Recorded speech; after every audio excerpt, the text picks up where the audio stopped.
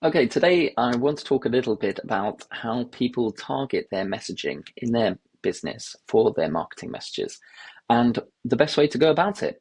Now, what a lot of people do is they focus on the demographics that they're trying to target and they get obsessive over it. They think, oh, we must target, 25 to 35-year-old female professionals. And they think of it in that sort of sense. Now, what I'm talking about here is talking specifically to people who have a certain psychographic as opposed to a demographic. So, for example, people who believe, here I give the example, that quality shouldn't be compromised for convenience. Now, when you begin to realize that that's the audience and that's the way that they think, and those are the people that your business is for, it can completely change your overarching strategy for marketing. And you can begin to tell stories to them that chime with that very mindset. Now, what that does is, we're all fairly pretty tribal. And what that does is it makes them think, oh, this is a business that's directly for me. And the more you can get people thinking that your business is the one for them, the more they will, first of all, come to you, and secondly, tell other people about that too. So what I'm talking about here is a time that this week I worked with a client and their ads, they were promoting a certain product, for example, and we managed to cut the costs by 92%, customer acquisition cost, which is, pretty crazy. But what we did is exactly what I've just explained. So we did a lot of analysis of their Trustpilot reviews. We put them all through AI, obviously, without any personal data in. And we pulled out key buying signals and beliefs behind the transformation that they had using the product or what they loved about it and things like that. And from there, we built a picture of what the audience actually feel. So here I'm sort of pushing you to ask yourself, what does my audience really want? What do they really think about? What do they actually like, as opposed to what do they look like or things like that?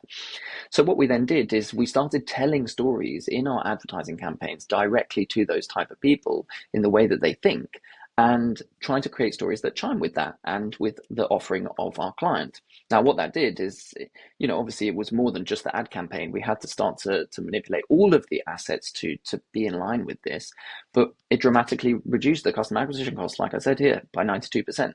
And as I mentioned here in my newsletter, this is not just bluster, that's actually happened.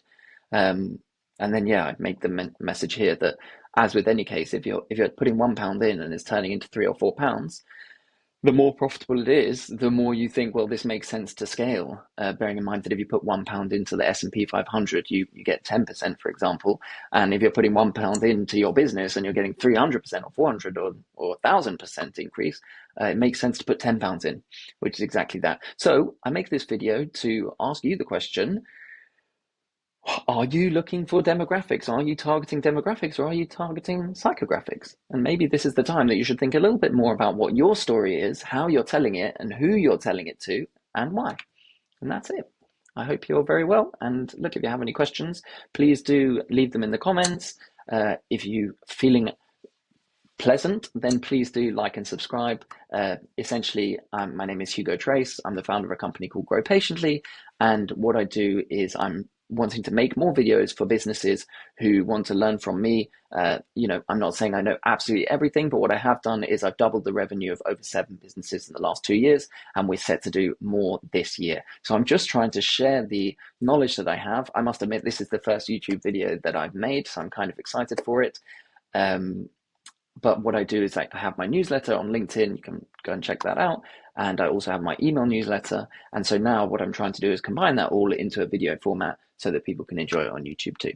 That's it. Okay, I hope you're well. And please do like and subscribe.